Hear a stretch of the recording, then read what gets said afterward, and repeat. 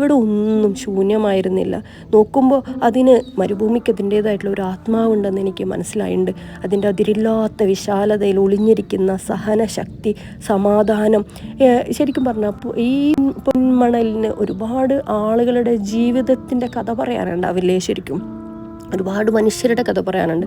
പല പല രാജ്യങ്ങളിൽ നിന്ന് വന്നിട്ടുള്ള പല പല ഭാഷകളും വേഷങ്ങളും ഉള്ള ആളുകൾ അല്ലേ. പക്ഷെ ഓരോരുത്തരുടെ കണ്ണുകളിൽ ഒളിഞ്ഞിരിക്കുന്നത് ഹൃദയസ്പർശിയായ സ്നേഹവും സൗഹൃദവും ഒക്കെ തന്നെയായിരുന്നു.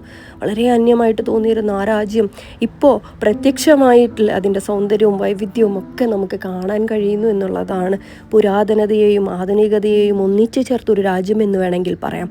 മനുഷ്യൻ്റെ കരങ്ങൾ കൊണ്ടും കാഴ്ചപ്പാടുകൾ കൊണ്ടും വലിയ മാറ്റങ്ങൾ തീർത്ത നാട് അല്ലേ. വെറും മരുഭൂമി ആയിരുന്ന ഈ നാട് ഇന്ന് നമുക്കല്ലേ മനുഷ്യനെ ഒരു റീക്രിയേറ്റ് ചെയ്തിട്ടുണ്ട്. മനുഷ്യൻ്റെ കരങ്ങൾ കൊണ്ട് പുഴകളും മരങ്ങളും അല്ലെ പച്ചപ്പും അതൊക്കെ അവർ റീക്രിയേറ്റ് ചെയ്തതായിട്ട് നമുക്ക് കാണാൻ പറ്റും.